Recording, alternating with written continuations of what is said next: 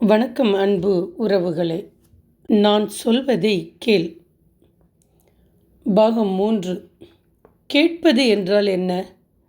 கேட்பது என்பது மனிதன் பெற்றிருக்கும் மிகப்பெரிய ஆற்றல்களில் ஒன்று. பேசுவது ஒரு திறமை, ஆனால் கேட்பது ஒரு பண்பு.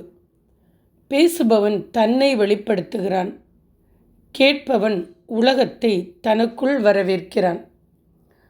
ஒரு குழந்தை பிறந்த முதல் நாளிலிருந்து கேட்கத் தொடங்குகிறது. மொழியை படிப்பதற்கு முன்பே அது உலகத்தை செவியால் அறிகிறது. ஆனால் வயது வளரும்போது மனிதன் கேட்பதை விட பதிலளிப்பதற்கே அதிக முக்கியத்துவம் கொடுக்கிறான். அதனால் உறவுகள் பலவீனமடைகின்றன, சமூகத்தில் புரிதல் குறைகிறது. உண்மையில் கேட்பது 3 நிலைகளை கொண்டது. செவியால் கேட்பது, மனதால் கேட்பது, உயிரால் கேட்பது. செவியால் கேட்பது இது கேட்பதின் முதல் பரிணாமம். ஒலி காதில் விழுகிறது, வார்த்தைகள் நினைவில் பதிகின்றன.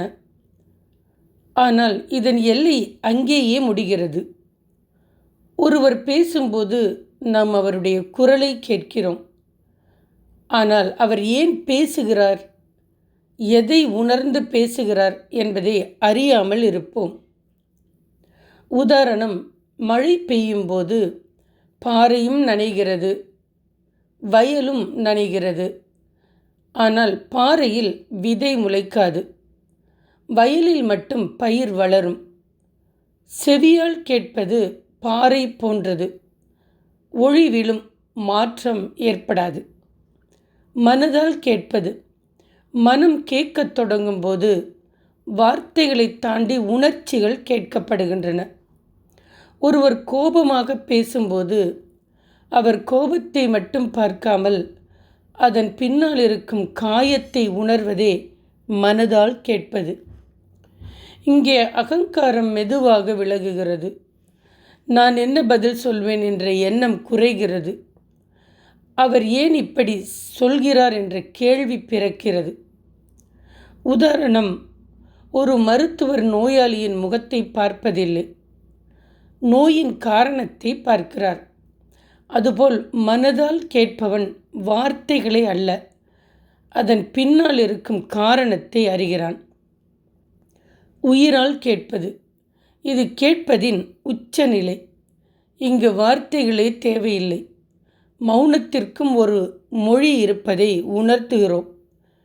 தாய் தனது குழந்தை பேசுவதற்கு முன்பே அதன் பசியை உணருகிறாள். உண்மையான நண்பன் நான் நன்றாக இருக்கிறேன் என்ற சொல்லுக்கு பின்னால் மறைந்திருக்கும் கண்ணீரை கண்டுபிடிக்கிறான்.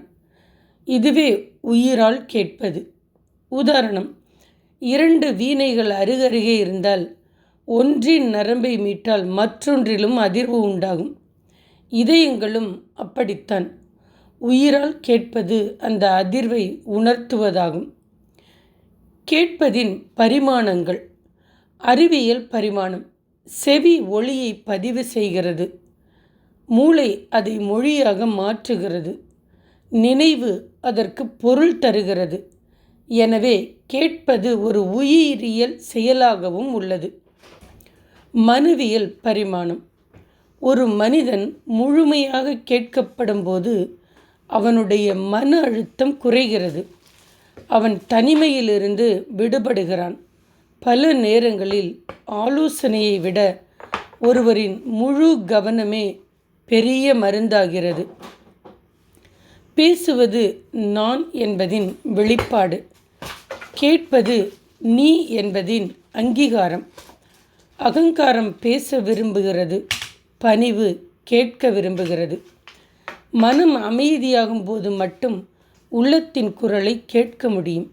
இறைவனின் குரல் பலருக்கு ஒளியாக வராது, அது அமைதியாகவே வருகிறது. அமைதியை கேட்க தெரிந்தவரே ஆன்மீகத்தின் வாசலை அடைகிறார். குடும்பங்கள் உடைவதற்கும், நட்புகள் முறிவதற்கும், நாடுகள் போராடுவதற்கும் முக்கிய காரணங்களில் ஒன்று ஒருவரை ஒருவர் உண்மையாக கேட்காததே. செவியால் கேட்பவன் செய்தியை பெறுகிறான். மனதால் கேட்பவன் மனிதனை புரிந்து கொள்ளுகிறான். உயிரால் கேட்பவன் உலகத்தை மாற்றுகிறான். கேட்பது என்பது ஒரு செயல் அல்ல, அது ஒரு வாழ்க்கை முறை. ஒருவர் பேசும்போது அவருடைய வார்த்தைகளை மட்டும் கேட்காதே, அவருடைய மௌனத்தையும் கேள். ஏனெனில் பல நேரங்களில் மனிதனின் உண்மை அவன் பேசும் சொற்களில் இல்லை, அவன் பேசாமல் விட்ட அமைதியில்தான் இருக்கிறது. நான் சொல்வதை கேள். அத்தியாயம் 4 தொடர்ந்து பயணிப்போம். நன்றி, வணக்கம்.